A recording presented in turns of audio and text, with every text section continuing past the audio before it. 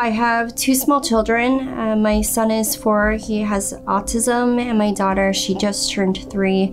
My previous place of living was uninhabitable, so I had to find a new place in a short period of time. The thought of not being able to have a roof over my home was very traumatic for me. When you have 2 small children, you want to make sure that their memories growing up is in a household that they feel comfortable in.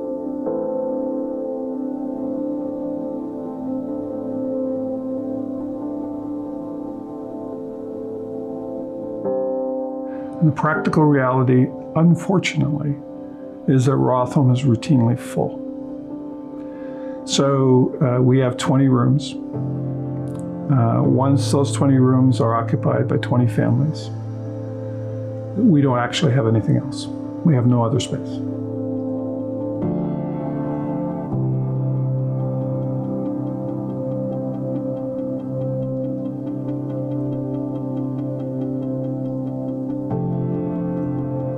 So you get a family, they make a phone call, they say that they have to leave where they are and it's imminent. So when I called, I was scared, I kind of felt embarrassed, I kind of felt guilty.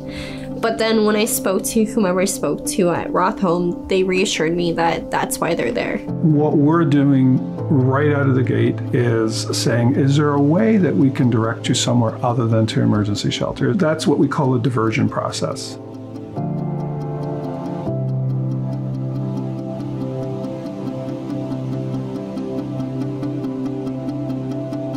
We focus on diversion quite heavily as opposed to just moving a family into shelter because it's very disruptful. One, it's very disruptful, I would say, for the children first and foremost. So leaving a school, leaving their friends, leaving a neighborhood that they're familiar with.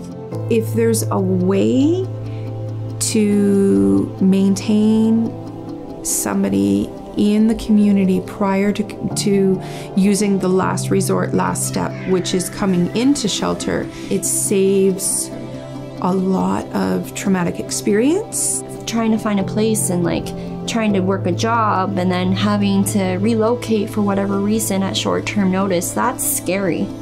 That's a lot of stress, and I can't imagine someone bearing that by themselves. They never made me feel like I was by myself.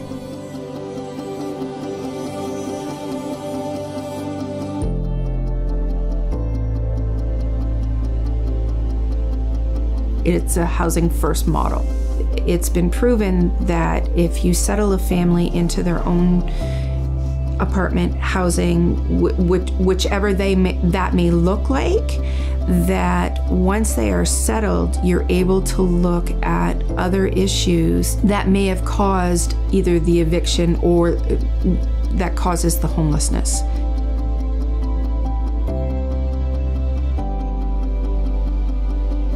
Stability also becomes diversion, because if that person is stable in the unit, they're not going to come back to shelter. That in itself is diversion. So diversion looks like stability, looks like selection, looks like diversion. Diversion is all of those things together.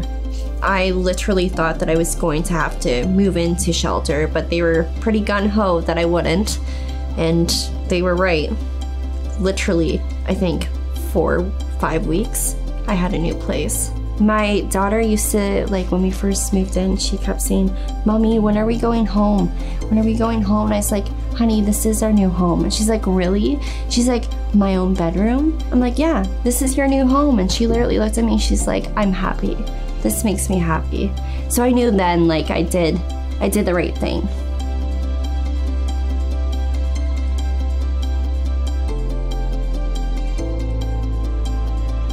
For others, supportive agencies in the city to see what the impact is in the community. They're seeing that the impact is crucial for the family, and there's less trauma and long-lasting effects for the family as a whole.